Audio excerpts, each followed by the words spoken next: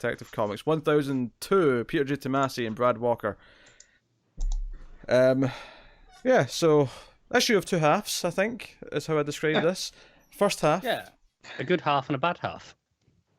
Well, I was even implying that necessarily, but Oh no, I'm starting to feel justified now. no, the first half is where we left off last time with Arkham Knight and his knights.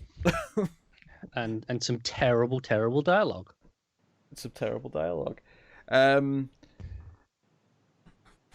necessarily have much of a problem with this first half, actually. I think all of Arkham Knight's dialogue in this first half is terrible. Oh, his dialogue's bad. He's chewing scenery like a monologuing villain, but Is it as bad as Batman? Like not quite. no, it's not. It's never even close to that bad. But that's good then. It's a bit of a standoff with Batman, a bit of a fight. But the cops show up, and basically they're in a standoff, and Arkham Knight's like, "Hey, we can go now, but if we do this, then all of these cops are, going to get hurt. All these civilians." So they both kind of back off, and that kind of de-escalates the situation. There's a couple of moments here I like, though. I like where Batman, because he obviously gets shot by 100 arrows last issue. He's basically collapsing as he's going to the Batmobile, and Gordon actually catches him and helps him in the car. Yeah, he's like, "Car, take this full home." I was like, "Yes, taking full home." Yes, I thought that was a sweet moment. I like that. And they're back at the cave, sort of looking into things. Alfred, of course, is being sassy because Bruce won't stay still while he's patching him up. As you do, jabbering on about the arrows, the fact that they could pierce his armor because they're made of this the same sort of material, and they knew exactly what his armor was to get through it. And of course, this is a stealth sequel to Batman and Robin, because Damian's also an equal start of this book apparently. Because the second half of the issue is Damian going off to try and get a fragment of the sun bomb, which is in the ocean. And he's swimming down, and he gets attacked by the Knights, and he's taken captive by Arkham Knight. And Arkham Knight's like, "Hey, the city's Batman's prisoner. You're his prisoner too. I'm here to free you. You can join my crusade." Damian, of course, once he's left alone, gets out of his restraints. And the cliffhanger is that they actually catch him, and Arkham Knight's like, "Well, I'm going to have to do more to prove you should join us." And he takes off his mask, and we don't see his face, so it's from behind. But Damian sees whoever it is. What was the page before that? That page confused me, where you had all the panels of various villains saying things I think. Do you know? I was going to look at it, but now you've actually described it. I was a little confused by that. I think behind some of the guys on the page, you can see cells behind them. I think the implication is they're in that Arkham corridor, where they're all in cells. So that's why that's why all those little panels of the villains have that blue glass tint over their face. Yeah, okay, I see it now. That really confused me. I was like, where are all these guys? Because there's all these villains, Hugo Strange is there, Tetch is there.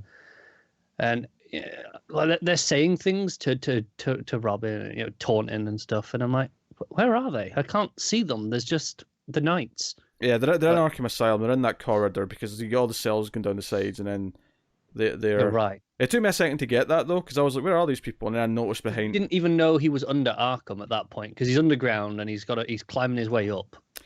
Yeah, what I'll agree in terms of a complaint here, I'll say that they specifically tease that he's somewhere weird, because he says, "Oh, I've been climbing up this vent for 6 miles or something like that," he said. I don't know, whatever he said. 6 stories. 6 stories. That makes more sense than miles. Yeah. But he it's like, okay, right. So wherever he is, he's going up high, or either that, or he was very deep underground. Whatever. Yeah.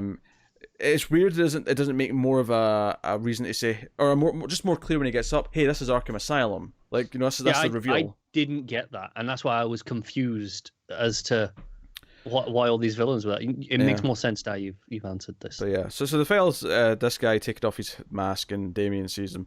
So given that he knows a lot about Batman's armor and tech, and given that he's showing Damian his face, it's someone that we know. It's someone that we know. It's someone that Damian and Batman will both know.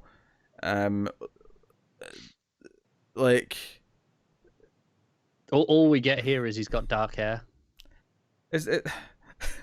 The boring answer here is it's going to end up being nobody from Batman and Robin. The amazing answer is it's Rick Grayson. Oh God, that's not amazing. That is not an amazing answer. I refuse. It's amazing in the just the concept of doing it. Not that I want to read it, but Oh dear. Yeah, I quite enjoyed this issue. I didn't like it quite as much as the last one. Well, I do agree with the dialogue being a bit ropey from Arkham Knight. I can kind of just accept he's a bad monologuing villain. The actual action set pieces of the first half of the issue with the standoffs, I actually really liked. You know, the stare down before they drop their weapons and stuff. I like that stuff. I like Robin investigating and the tease at the end of like whoever this is, and you know, I enjoyed the issue. It wasn't necessarily as great as the last one, but I thought it was still pretty solid. Now, admittedly, we know Tomasi can quickly go downhill. I don't think he's done it yet, though. I think this was still. this wasn't a terrible issue. I think I struggled a lot more than you did with the dialogue in the first half, and I was really confused by that second to last page. With that, Yeah, that's fair. stumped. But art's pretty good for the most of it, though. Yeah, it feels a little bit old school as well at times. I think the art.